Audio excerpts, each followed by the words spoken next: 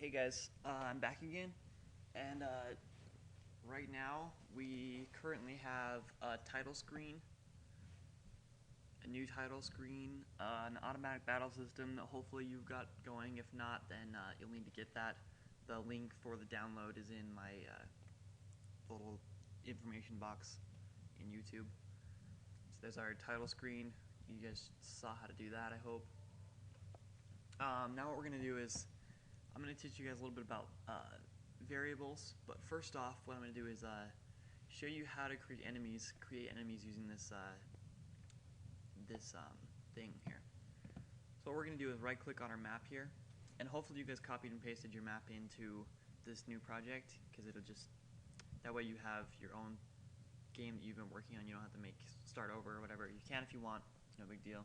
Just, this is where I was, so I'm going to stick with here. So anyway, I'm going to make a new area here. Shift insert does that. And I'm just going to call it safety. Now it lets you drag and highlight what you want selected for that area.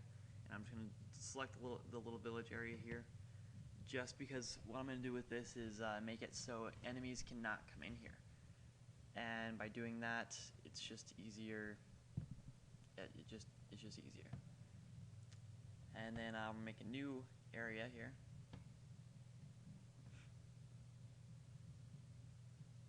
Right here. Change the troop. And this is how you make the enemies in this automatic battle system. So far it's already set up for you. So I'm just going to choose slime, this troop right here. And push OK. And now in this area here, slimes will appear, but they're not really slimes. It's just, I'll show you. And then if you want, you can make it down here as well, underneath the village, but I'm just going to leave that.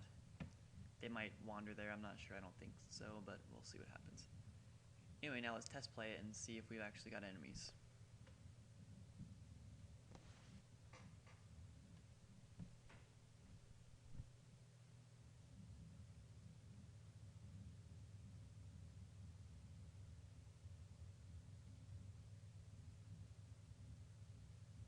I know my videos are a little bit random and not really to the point. They just kind of show a little bit of everything as we go, but hopefully you'll kind of understand it. Maybe I'll get a little more, like, to the point, I guess, if I start getting some requests or something. So as you can see, there's no enemies here, but just like that, you can walk over here, and there is one. Now, with this automatic battle system, you use A to attack and D to defend.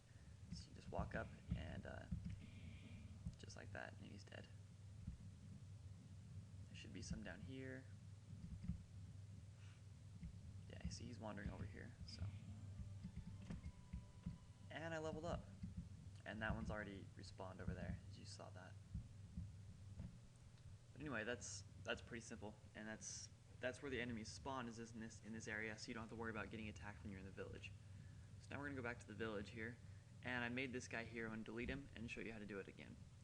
So make a new event, change the graphic. I'm gonna teach you how to use variables, and pretty much, I'm not gonna show you exactly what they do, but I'll show you. Well, I'll give you a general idea. So for this guy, what we're gonna do is make a new command. And there's a lot of cool text commands you can use with RPG Maker VX, same with XP.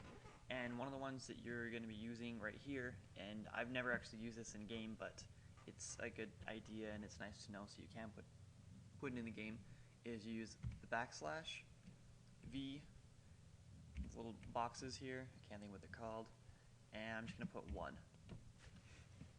Alright.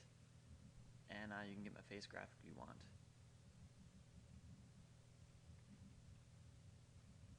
Alright, now what that does is it displays the variable 1, and what it displays actually is the count of that variable. So it's going to give you a number, because a variable is a number. And now right here what I'm going to do is do control variables. See, here's variable 1, I'm going to call it count. I'm going to do add constant 1.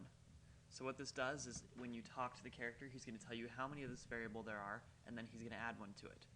So if you test play it,